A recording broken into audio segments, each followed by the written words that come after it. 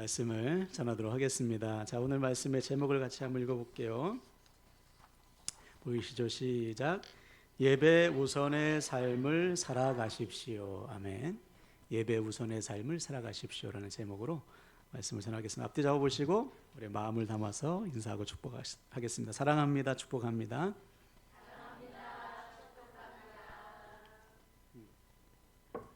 오늘 특별히 우리 오랜만에 우리 정소영 집사님 오셨습니다. 우리 하이리 아침 일찍 오셨는데 우리 박수로 축복합시다. 네. 네. 이따가 예배 끝난 다음에 교제를 나누시고요. 자, 오늘은 세상이 칭송하는 교회 네 번째 실천 사항인 예배입니다. 예배. 우리 예배 첫 시간에 예배는 생명이라고 했어요. 왜 생명인가? 예배는 하나님을 만나서 생명을 공급받는 통로이기 때문에 그렇죠. 그럼 우리 예배가 무너지면, 통로가 막히면 하나님과의 관계도 무너지고 생명의 공급도 단절되는 것이죠. 그럼 그 인생 끝나는 거죠.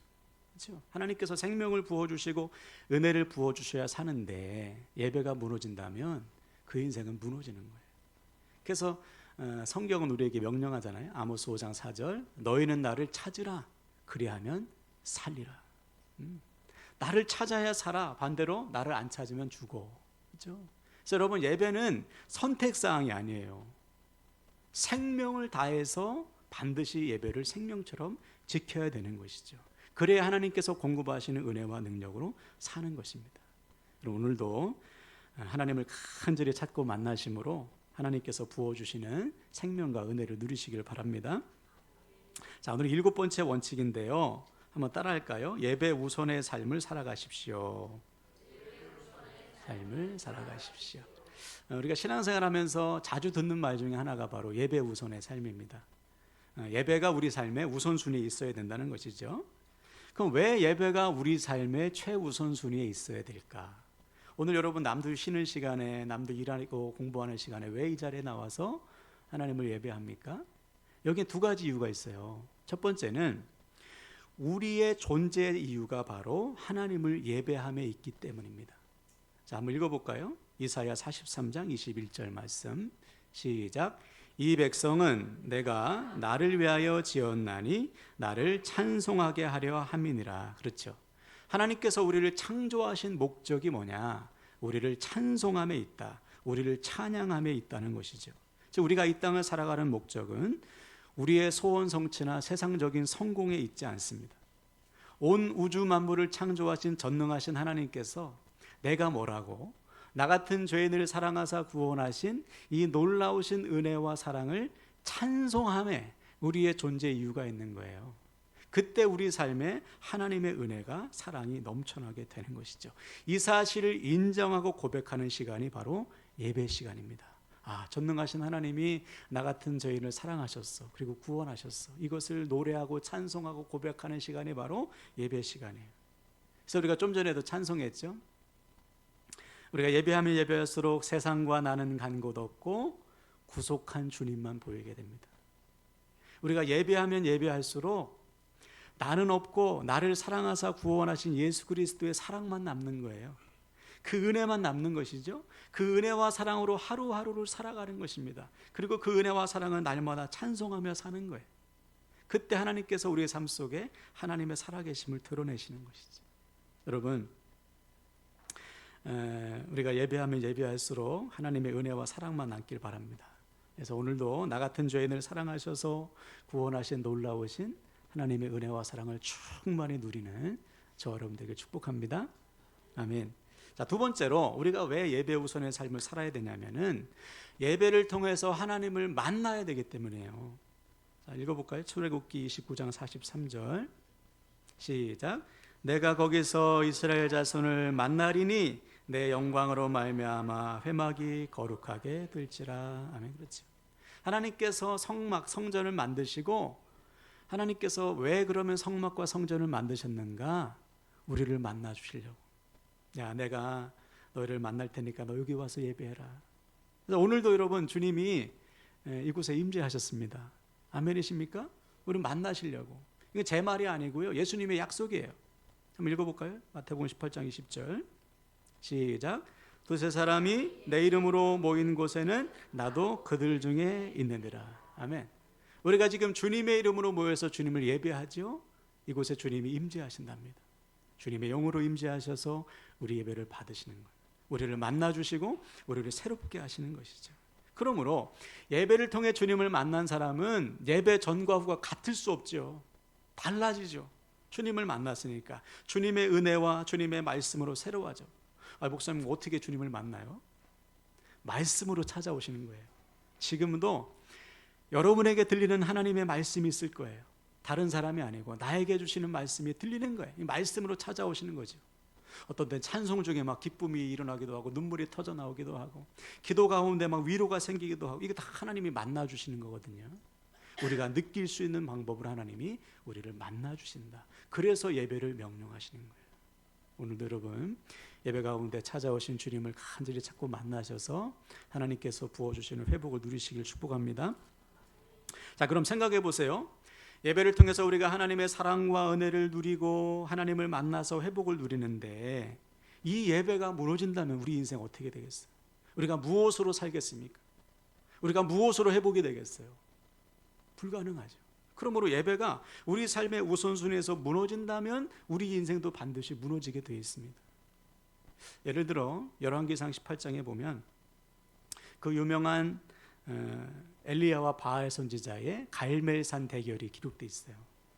바알 선지자 450명과 엘리야가 대결을 펼치죠. 재물을 쌓아놓고 어떤 신이 위에서부터 먼저 불을 내리면 그 신이 진짜 신이라고 우리가 생각하자. 먼저 바알 선지자들이 막 춤을 추고 노래를 부르고 막 주문을 외우면서 몸에 상처를 내가면서 바알 신을 부르는데 아무런 일도 일어나지 않죠. 이제 엘리야 차례가 됐습니다. 제단을 만들려고 하니까 제단이 다 무너졌어요. 예배를 얼마나 안 드렸으면 예배의 제단이 다 무너졌는데 누구 하나 그것을 보수하지 않은 것입니다. 그래서 엘리야가 다 치우고 다시 돌을 쌓아서 하나님 앞에 예배를 드렸을 때 어떻게 했어요? 하늘에서 불이 임했죠. 그제서야 사람들이 하나님이 진짜 신이구나 고백하는 거예요. 그러니까 이 이스라엘 백성들은, 북이스라엘 사람들은 예배가 완전히 무너져 있는 거예요. 그 결과 뭘 섬겼어요? 하나님이 아닌 우상을 섬겼잖아요. 바알신, 아세라신. 지금도 똑같아요. 예배가 무너지면 하나님 자리에 엉뚱한 것이 들어와요. 우리 인생의 예배가 무너지면 우리가 입술로는 하나님을 찾는다 하지만 하나님이 아닌 엉뚱한 것을 우리가 구하고 있습니다. 엉뚱한 것을 의지하는 거예요. 제가 요즘도 이제 길을 가다가 보면 가게에 이제 팻말이 붙은, 주일에 팻말이 붙은 게 있어요. 어떤 팻말이냐면 주일은 쉽니다라는 팻말이 붙은 가게를 봐요. 그러면 저도 모르게 잠깐 멈춰서서 그 가게를 위해서 기도합니다. 여러분, 자영업을 하시는 분들이 주일 하루 쉰다는 거 대단한 결단이 필요해요. 주일 매출을 생각하면 쉽지 않잖아요. 근데 그분들이 왜 주일날 가게를 쉬고 왜 주일을 온전히 섬기고 있습니까? 자신들을 살게 하는 것은 돈이 아니라 하나님의 은혜임을 믿기 때문이죠. 더 나아가 자신들에게 물질을 공급하시는 분은 하나님이심을 믿기 때문에 믿음으로 주일을 지키면서 예배 우선의 삶을 살고 있는 거예요. 물론 주일에 일을 하는 것 자체가 잘못된 것은 아닙니다. 주일에 일을 할 수 있죠. 어쩔 수 없는 경우, 당직을 써야 된다거나 아니면 직업 중에는 주일에도 일을 하는 직업이 있잖아요. 그러면 어떻게 해야 돼요? 주중에 예배를 드리고, 주중도 힘들면 새벽을 깨워서 예배를 드려야죠. 그 정도로 일 때문에 예배가 두 번째, 세 번째로 밀려나서는 안 된다는 것입니다. 왜? 내가 하는 그 일이 나를 살게 하는 것이 아니고 하나님이 나를 살게 하시기 때문이죠. 그래서 우리가 믿음의 결단도 필요한 거예요. 그러면 사랑하는 여러분, 어떤 경우에라도 예배 우선순위에 실패하지 않기를 바랍니다. 예배를 통해서 하나님을 간절히 찾고 만나셔야 돼요. 엉뚱한 것이 하나님 자리를 차지해서는 안 되는 것이죠. 그래서 반드시 예배 우선의 삶에 성공해서 다른 것이 아니고 하나님께서 공급하시는 은혜로만 살아가시기를 주님 이름으로 간절히 축원을 드립니다. 자, 그럼 구체적으로 예배 우선의 삶이란 어떤 삶을 말할까요? 우리가 주일날 교회에 나와서 예배만 드리면 예배 우선의 삶일까요? 1시간 예배 드리고 도장 탁 찍고 가면 나 예배 우선의 삶을 살았어, 하나님께서 내 인생 책임져 주실 거야. 그렇지 않아요. 예배 우선의 삶이라는 것은 예배 행위 자체에 있는 게 아니에요. 예를 들어서 말라기 선지자 시대에 보면 사람들은 예배를 빼먹은 적이 없어요. 예배를 매 안식일마다 정해진 장소에서 하나님 앞에 예배를 했습니다. 근데 하나님께서 그 예배를 안 받으시는 거예요. 왜 안 받으셨을까? 그 이유에 대해서 하나님이 이렇게 밝히셨습니다. 말라기 1장 13절. 자, 읽습니다. 시작. 만군의 여호와가 이르노라 너희가 또 말하기를 이 일이 얼마나 번거로운고 하며 코웃음치고 훔친 물건과 저는 것 병든 것을 가져왔느니라. 너희가 이같이 봉헌물을 가져오니 내가 그것을 너희 손에서 받겠느냐? 이는 여호와의 말이니라. 아멘. 그들은 예배를 드렸습니다. 근데 번거롭게 여겼어요. 여기서 번거롭다는 것은 히브리어로 마텔라라는 단어인데 이것은 귀찮은, 짜증나는 이라는 뜻이에요. 즉 말라기 사람들은 매주 예배를 드렸는데 그 예배를 귀찮게 여겼습니다. 짜증스럽게 여겼어요. 오늘 또 예배해야 되네. 짜증나네. 귀찮네. 그래도 어쩔 수 없이 드려야지 뭐 이런 마음으로 하나님 앞에 온 거예요. 그리고 하나님 앞에 드리는 제물도 어떤 거 병든 거, 저는 거, 훔친 거 아무거나 그냥 대충 하나님 앞에 드린 것입니다. 그러니 하나님께서 그 예배를 받으시겠습니까? 더군다나 이 말씀은 누구를 향한 말씀이냐면은 제사장들에게 주신 말씀이에요. 오늘날로 말하면 목사들부터 오늘 귀찮네. 오늘 예배 드려야 되는데. 오늘 예배 드려야 되는데 좀 아프다고 쉴까? 뭐 이 정도로 예배를 멸시한 거예요. 제사장부터. 그러니 거기에 무슨 은혜가 임하고 회복이 임하겠어요? 오죽하면 하나님께서 성전문을 닫을 사람이 있으면 좋겠다. 성전문을 닫아서 예배 드리지 마라. 역겨워서 못 받겠다. 그 정도로 하나님께서 예배에 대해서 질책하셨어요. 지금도 똑같아요. 우리가 하나님 앞에 오늘 드리는 예배가 마지못해 억지로 드리는 예배라면 일평생 예배 드려도 우리 삶에 변화가 없어요. 실제로 우리 주변에 보면 평생 신앙생활 하는데 삶이 똑같은 사람 있잖아요. 변하지 않는 사람, 거룩함이 없는 사람, 주님을 닮아가지 못하는 사람. 왜? 예배를 습관적으로 마지못해 드렸기 때문에 그렇죠. 자, 그러면 예배란 과연 뭘까요? 하나님께서 받으시는 예배, 우리가 하나님 앞에 진정으로 드려야 될 예배는 무엇일까? 성경은 이렇게 정의하고 있어요. 로마서 12장 1절 시작.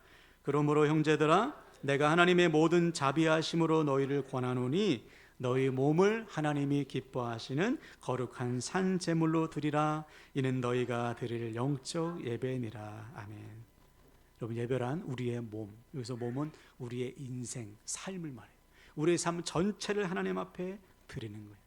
나의 모든 삶을 하나님께 맡기는 것입니다. 다시 말해 내 인생의 주인 되신 하나님께 내 삶의 주권을 내어드리는 거예요. 내 삶의 모든 열쇠를 하나님 손에 탁 맡기는 거예요. 이것이 하나님 앞에 드리는 예배입니다. 그래서 우리의 삶이 하나님의 다스리심 안에 있는 것, 그때 우리의 삶의 변화가 나타나는 거예요. 그러므로 예배 우선의 삶이란 다른 말로 하나님 우선의 삶을 말합니다.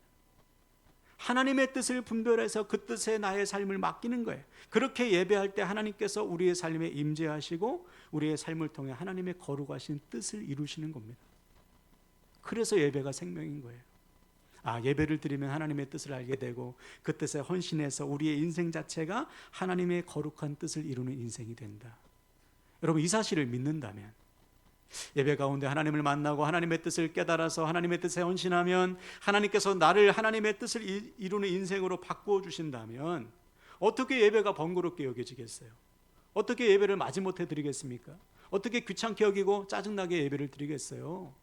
오늘 아침에 일어나는 순간부터 막 콧노래가 나와요. 정상이죠. 오늘 나에게 어떤 은혜 주실까? 어떤 뜻을 깨닫게 하실까? 어떤 말씀 주실까? 어떤 회복을 부어 주실까? 그죠?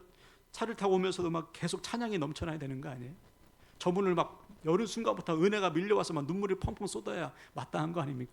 가슴이 막 두근두근 거려야 정상이잖아요. 이것이 하나님께서 받으시는 예배란 말입니다. 이것이 식어졌다면 우리는 빨간불 들어온 거예요. 신앙의 빨간불. 정신을 바짝 차려야 되는 거예요. 내가 조금 메말랐구나. 내가 병들었구나. 그것을 깨달으셔야 돼요. 그래서 어떤 목사님은 막 설교할 때 막 강단에 뛰어 올라온다고 하잖아요. 막 하나님 말씀이 막 충만해가지고. 저도 다음 주부터 막 탁 뛰어서 그 정도로 예배를 통해서 하나님께서 부어주실 은혜를 우리가 갈망해야 되는 거예요. 이것이 하나님께서 받으시는 예배, 우리의 삶 전체를 드리는 예배인 것입니다. 자, 여러분, 오늘 예배를 통해서 우리 예배가 정말 앞으로 우리가 평생 예배를 드릴 텐데 단 한 번이라도 억지로 드리는 예배, 마지못해 드리는 예배가 없고요, 정말 마음을 다해서 우리 삶 전체를 제물로 드려서 하나님께 헌신하는 예배, 그래서 하나님의 뜻을 이루는 예배자들이 되시기를 주님 이름으로 간절히 축원을 드립니다. 자, 또 한 가지 예배 우선의 삶에 있어서 우리가 반드시 짚고 넘어갈 부분이 하나 있어요. 그것은 뭐냐? 상황에 쫓기듯이 예배를 드려서는 안 된다는 것입니다. 여러분, 오늘 예배 드릴 때 오늘 빨리 예배 드리고 뭐 해야지, 이런 마음으로 예배 드린다면 그 예배 하나님 안 받으셔요. 그 예배가 1순위가 아닌 거잖아요. 그렇죠? 다른 거 다 제쳐두고 오늘 예배 온 거 아닙니까? 그렇죠? 이게 예배 우선의 삶인 거예요. 그런데 신앙생활하는 사람들 보면 상황에 쫓기듯이 예배하는 사람들이 적지 않습니다. 오늘 본문이 바로 그 경우예요. 사울의 예배가 상황에 쫓기듯이 드리는 예배예요. 물론 상황은 이해가 됩니다. 어떤 상황이냐면 블레셋이 쳐들어왔어요. 얼마나 그 수가 많냐면 해변에 모래같이 블레셋이 쳐들어왔어요. 그러니까 이 상대적으로 수가 적은 이스라엘 백성들은 겁을 먹잖아요. 막 동굴에 숨고 숲에 숨고 탈영병까지 생기는 상황이 일어났습니다. 설상가상으로 오기로 한 사무엘 선지자가 안 와요. 빨리 와가지고 함께 예배를 드리고, 왜냐하면 이스라엘 전쟁은 성전, 거룩한 전쟁이기 때문에 하나님 앞에 예배를 드리고 하나님께 맡기고 이제 전쟁을 치르는 것이거든요. 그런데 사무엘이 일주일 후에 갈게 한데 일주일이 다 지나도록 일주일째인데 안 오는 거예요. 자, 이때 사울 왕이 어떻게 했을까요? 우리 본문 볼까요? 9절 제가 읽겠습니다. 사울이 이르되 번제와 화목제물을 이리로 가져오라 하여 번제를 드렸더니, 그렇죠, 사울이 예배를 드려버려요. 급하니까. 물론 뭐 그럴 수도 있지, 뭐 사울 왕이니까 예배 드릴 수도 있지 생각할 수 있는데요, 그렇지 않아요. 그 당시 예배는 누구만 주관할 수 있냐면 제사장만 주관할 수 있습니다. 오늘날로 말하면 목사만 예배를 주관할 수 있는 거예요. 근데 사울이 어떻게 했습니까? 급하니까 자기가 예배를 그냥 드려버린 것이죠. 상황이 급하니까 더 이상 군사들이 도망가기 전에 얼른 예배를 해치워버린 거예요. 자, 그래서 그 후에 사무엘이 왔거든요. 예배를 딱 드리고 나니까 또 기가 막히게 그 타이밍에 사무엘이 와서 왕이시여, 왜 하나님의 말씀에 불순종해서 당신이 예배를 주관했습니까? 했더니 이렇게 변명하죠. 12절 제가 읽겠습니다. 이에 내가 이르기를 블레셋 사람들이 나를 치러 길갈로 내려오겠거늘 내가 여호와께 은혜를 간구하지 못하였다 하고 부득이하여 번제를 드렸나이다 하니라. 부득이하여, 어쩔 수 없이 상황이 그랬어요. 지금 상황이 블레셋이 쳐들어오고요, 백성들은 타령하는데 어떻게 합니까? 상황이 그런데 내가 예배 해치워버려야지, 나라도 예배를 드려야죠. 언뜻 들으면 그럴듯하지만 지금 사울은 믿음이 없는 거예요. 어떤 믿음입니까? 상황보다 크신 하나님을 믿는 믿음이 없는 것이죠. 자, 여기서 예배가 뭔지 우리는 확인할 수 있어요. 예배는 내 모든 상황을 하나님께 맡기는 거예요.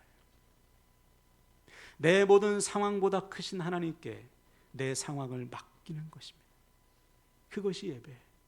근데 사울은 지금 하나님보다 상황이 훨씬 더 커 보여요. 그러니까 말씀에 불순종한 거예요. 그리고 지금 사울이 예배할 때 하나님의 뜻을 물었겠습니까? 전능하신 하나님, 이 모든 상황을 하나님께 맡깁니다. 하나님을 바라보겠어요? 뭘 보겠습니까? 지금 블레셋을 보고 있는 거예요. 아마 눈 뜨고 예배했을 거예요. 얼만큼 쳐들어왔나? 얼만큼 백성들이 도망가고 있나? 하나님을 향한 예배가 아닌 거예요. 지금도 똑같아요. 상황을 하나님께 맡기지 못하는 사람은 예배 시간 내내 상황에 갇혀 있습니다. 딴 생각하는 거예요. 하나님을 생각하는 게 아니에요. 예배를 드리면서도 상황에 갇혀 있고 예배를 드리고 나서도 상황에 눌려서 그냥 그대로 나가는 거예요. 하나님께서 보시기에 얼마나 답답합니까? 세상 짐을 다 갖고 와가지고 계속 짊어지고 예배하고 있어요. 그리고 짊어지고 나가는 거예요. 이거 예배가 아닌 것이죠. 갖고 왔으면 하나님 앞에 내어드려야죠. 그리고 하나님께 주는 다 함됨을 가지고 나가야죠. 이것이 예배 아닙니까? 또 어떤 분들은 제가 자주 말씀드리죠. 다 내려놓고 예배해. 근데 예배 끝나고 다시 짊어지고 가. 그것도 예배 아니에요, 여러분. 그런 사람 많죠. 물론 여러분, 우리가 예배를 드린다고 해서 상황이 바뀌지는 않습니다. 집에 가면요, 죄송해요, 집구석은 똑같을 거예요. 근데 여러분, 뭐가 바뀝니까? 상황을 바라보는 내 시선이 바뀌는 거예요. 상황을 해석하는 나의 눈이 바뀌는 거예요. 왜? 예배를 통해서 하나님께서 나에게 왜 이 상황을 주셨나 깨닫게 되니까. 또 깨닫지 못하더라도 나를 향하신 하나님의 선하신 섭리와 계획이 있음이 믿어지기 때문에 담대하게 세상으로 나아가는 것이죠. 이것이 예배인 거예요. 상황을 하나님께 맡기는 것, 그때 하나님께서 우리의 상황을 초월하여 역사해 주시는 것입니다. 그러므로 사랑하는 여러분, 예배 우선의 삶이란 내 모든 상황보다 크신 하나님께 내 상황을 맡기는 삶을 말해요. 그런 사람들이 성경에 수두룩하게 기록되어 있습니다. 아유, 저 사람도 어떻게 저런 상황 속에서 예배하지? 어떻게 저런 상황 속에서 하나님을 찾나? 단적인 예로 여러분, 바울과 실라가요, 복음을 전하다가 감옥에 갇혀요. 하나님께서 야, 일로 와라, 마게도로 넘어와라. 빌립보에서 복음을 전하다가 매를 맞고 감옥에 갇히거든요. 근데 오늘 부흥에 일어났어요. 여기에서 아이들의 소리가 넘쳐나면 기쁜 것입니다. 저를 보세요. 집중하세요. 아니, 복음을 전하기 위해서 왔는데 매를 맞고 감옥에 갇히니까 얼마나 당황스러워요. 황당합니까? 근데 여러분, 이 바울과 실라가 감옥에서 뭐 했어요? 기도하고 찬송했어요. 하나님을 예배했어요. 아니, 어떻게 그 상황 속에서 예배가 나옵니까? 이유는 한 가지죠. 이 상황보다 크신 하나님이 믿어지기 때문에, 이 상황 속으로 인도하신 하나님이 믿어지기 때문에 찬송이 터져 나온 거예요. 그 결과 어떻게 됐습니까? 간수와 그의 가족을 구원하신 하나님을 경험하잖아요. 상황을 초월해서 역사하시는 하나님을 우리가 만나지 않습니까? 이것이 예배인 거예요. 오늘 하나님 바쁘고 힘든데, 몸도 피곤하고 어려운데, 할 일도 많은데 왜 예배 자리에 우리를 인도하십니까? 야, 그 모든 상황보다 내가 더 커. 내가 알려줄게. 상황을 감당할 힘을 내가 줄게. 말씀을 줄게. 우리에게 모든 상황을 이길 수 있는 힘을 주시려고 오늘 이 자리에 우리를 부르신 줄을 믿으시기 바랍니다. 그러므로 사랑하는 여러분, 어떤 상황 속에서도 우리는 예배를 생명처럼 지켜야 되는 거예요. 목사님, 지금 상황이 예배할 상황이 아니에요. 지금 급한 일이 있어가지고요. 여러분, 급하니까 은혜가 더 필요한 거 아닙니까? 바쁘니까 은혜가 더 필요한 거 아니에요? 목사, 오늘 좀 쉬어야 되겠어요. 너무 아파요. 물론 너무 아프면 쉬세요. 교회 와서 아프지 마시고. 근데 여러분, 웬만큼 아프고 웬만큼 피곤하면 출근들 하시죠? 왜 출근하셔요?